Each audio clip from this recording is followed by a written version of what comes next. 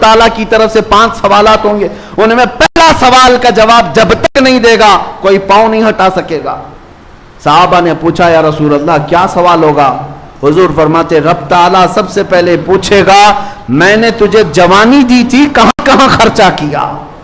یہ پہلا سوال ہے، اور اس سوال کا جواب دینے کے لیے لوگوں کو 500 سال لگ جائیں گے، کوئی 300 سال، کوئی 400 سال، 500 سال لگ جائیں گے۔ جواب دیتے رہو کہاں کہاں خرچہ کیے۔ آج اگر میں کھڑا ہو کر کے آپ سے پوچھوں تو گھنٹے لگ جائیں گے، پورا دن کا حساب بتاؤ، پورا دن کیا کیا کیے؟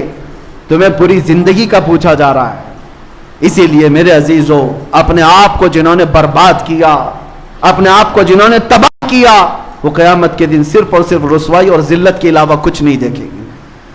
آج بھی وقت ہے اٹھو، اگر نہ حشر نہ ہوگا پھر کبھی، دوڑو کہ زمانہ چال اپنی چل گیا۔ عزیزان گرامی وقار، مجھے یہ کچھ باتیں دہلا دیتی ہیں۔ تم نے اپنے آپ کو تباہ کیا، کسی کی نہیں سنی، کسی کی نہیں سنی۔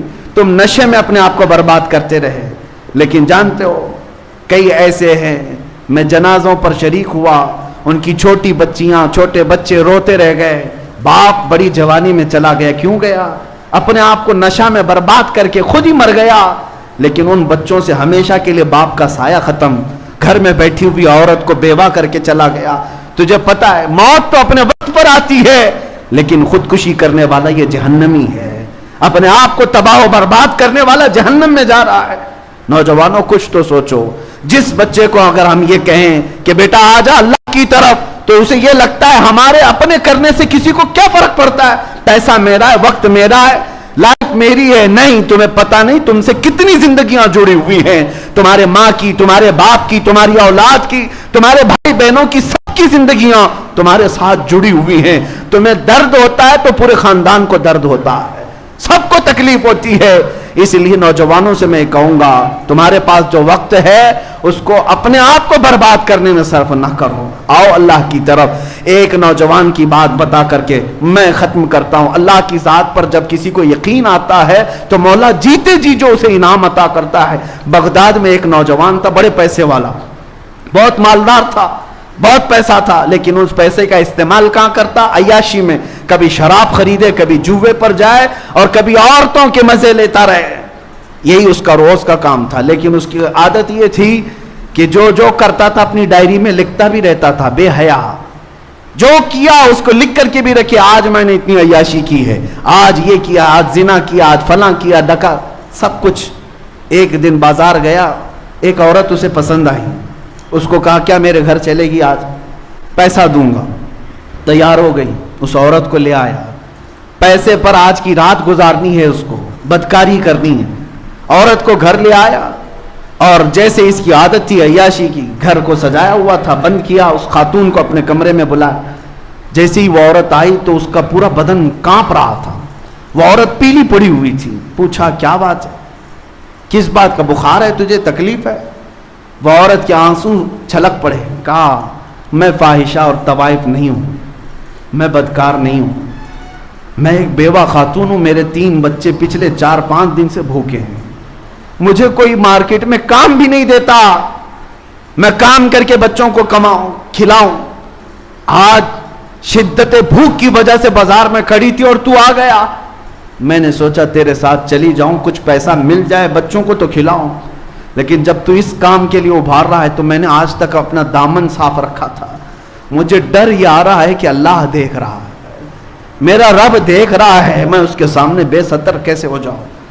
اس خاتون کے جملے اس کے سینے پر ایسے لگنے لگے، ایسے لگنے لگے۔ اس نے کہا اللہ کی پناہ، جس کے گھر میں کھانے کو 4 دن سے کچھ نہیں، وہ اللہ سے اتنا ڈر رہی ہے، اور میرے گھر میں رزق کی فراوانی ہے اور پھر بھی میں اللہ سے نہیں ڈر رہا، یہ کیسی بات ہے؟ اس کا دل بدل گیا، رونے لگا کہ میں بہت بڑا نکما، بہت بڑا کمینہ، بہت بڑا گنہگار۔ اس خاتون سے کہا مجھے معاف کرنا، میں تیرے جسم کو چھوں گا بھی نہیں، اور تو اپنے یتیم بچوں کے لیے جتنا لے جا سکتی ہے لے جا میرے گھر سے۔ اس کو دیا اور رخصت کیا۔ گھر بند ہونے کے بعد بے چینی بڑھ گئی، بے قراری اتنی بڑی، گناہوں کی بے قراری بہت بڑی ہوتی ہے، یہ بے چینی جو داغ دھبے لگا چکی ہے انسان کو کچو کے دیتی رہتی ہے. روتا رہا. اس کے بعد اللہ سے کہتا ہے کہ اے اللہ میں معاف کیے جانے کے قابل اگر نہیں تو آگ بھیج دے اور مجھے جلا دے، اس لیے کہ اتنے گناہ کر چکا ہوں. لیکن میرے عزیزو وہ مولا ہمارا خالق بھی ہے اور رحمان بھی ہے، وہ ستار بھی ہے، غفار بھی ہے. روتا رہا. اس کے بعد سوچا کہ ساتھ چھوڑ کر کے نکل جاؤں، اور گیا. وہ اپنی ڈائری اٹھایا جس میں روز کے کرتوت خود لکھتا تھا.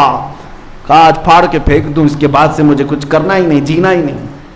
جا کر کے اس نے وہ ڈائری اٹھایا، پنے پلٹ کر کے دیکھ رہا ہے تو کسی میں کچھ لکھا ہوا ہے ہی نہیں، سارے سفید ہیں. جو برسوں سے اپنے گناہ لکھ رہا تھا وہ سب صاف ہیں، کچھ نہیں ہے. وہ گھبرایا، ادھر ادھر تلاشا، اس کو کیا ہو گیا؟ غیب سے ندا آئی، جب کوئی دنیا چھوڑ کر ہمارے پاس آتا ہے، دنیا کی کتاب کو جب ہم مٹا سکتے ہیں، اس کے نام اعمال سے بھی سارے سیئات کو بدل سکتے ہیں.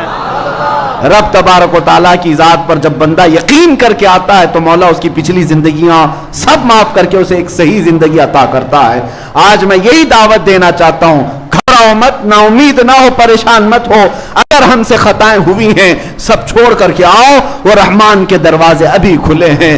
اس کا توکل کا دروازہ بہت بڑا ہے. وَمَن يَتَوَكَّلْ عَلَى اللَّهِ فَهُوَ حَسْبُهُ، جو اللہ پر بھروسہ کر لے اللہ اس کے لیے کافی ہے. قرآن کہتا ہے فَإِن تَوَلَّوْا فَقُلْ حَسْبِيَ اللَّهُ، اگر لوگ منہ پھیر لیں اے رسول آپ کہہ دیں اللہ میرے لیے کافی ہے.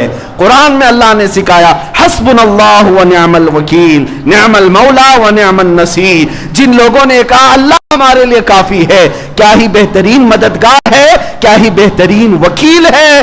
اللہ فرماتا ہے اللہ ان کی ہر بری چیز کو اچھائی میں بدل دے گا، ان کی ہر تکلیف کو اللہ تعالیٰ آسانی میں تبدیل کر دے گا. اور رب تعالیٰ کی بارگاہ میں دعا کرتا ہوں مولا کریم ہماری ٹوٹی بکھری ہوئی زندگیوں کو اچھائیوں میں تبدیل فرما دے، ہمارے سیئات کو حسنات میں تبدیل فرما دے. ہم نے اپنے پیروں پر جو کلاڑیاں ماری ہیں اے قدیر و جبار خدا ان زخموں کو تو سی دے.